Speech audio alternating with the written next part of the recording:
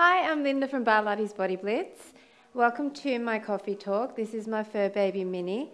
She's a little bit frantic at the moment because she thinks that every time she comes in the studio, she gets crunchies because unfortunately I made the mistake of giving her some one time, or maybe twice, or maybe 3 times, and now she always wants them, don't you?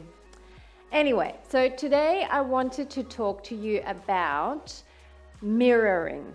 So if you have been following some of my workouts recently, you might find that because I do lots of different combinations and sometimes I go on an angle with my body just to show you both sides, both legs at the same time, it can get a little bit confusing because obviously it's like a mirror. So when I'm on my right leg, you're on your left leg and so forth. So I have noticed that some people actually try to stay on the same leg as me. So they look at me and they think, okay, Linda's on her right leg, so I'm going to stay on my right leg. And that can tend to get quite confusing. So as best as possible, I would always suggest that you mirror me. So it's like when you stand in front of a mirror and you are turning your body, the side that is closest to the mirror, or in this case the camera or TV, is going to actually be the opposite side. So here, this is my right leg, but if you sit at exactly the same angle as me, it will be your left leg. Minnie, nobody wants to see your bottom, Minnie. So that is kind of easier than if you're trying to stay on the same side as me, because see, being on an angle here, if you try to keep your right leg in front, then you actually would be using your leg that's furthest away from the TV. And then if I do things like turn or, get up or go behind, then you can tend to lose track of which leg I'm on. So if I was you, I would try to always mirror. Okay, so for example, if I'm side on to the camera or to your screen, then put your head in the same direction as mine. So don't be looking that way, be looking in the same direction as mine. And to make it even easier, actually turn your body so that you're facing exactly a mirror image of me. That way, when I put my leg up, you think, okay, it's the leg closest to the screen, therefore you put your leg up that's closest to the screen. If I use my leg that's furthest away from the screen, you do the same, furthest away from the screen. So just keep turning your body in a mirror image to mine, and you should be okay.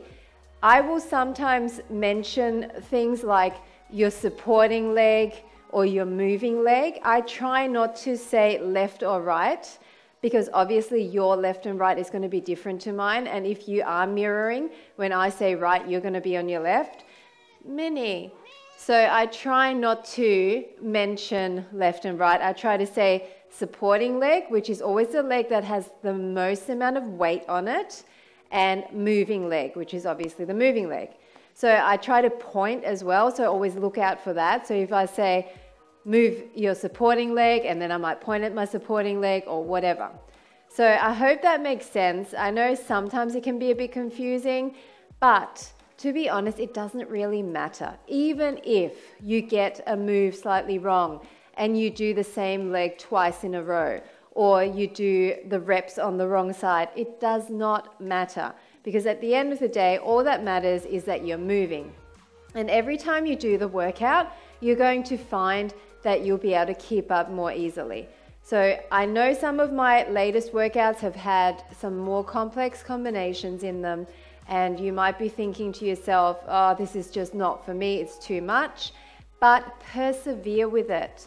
Please try.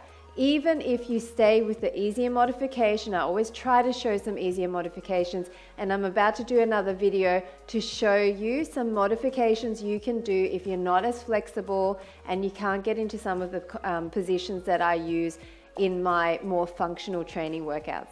Okay, so I challenge you to persevere and to try to do the mirroring and not to worry so much about getting it perfect, but just to keep moving and keep doing the same workout a few times until you know what exercises are coming up, and that way you can really focus on form, which is the most important thing, that you get your form right.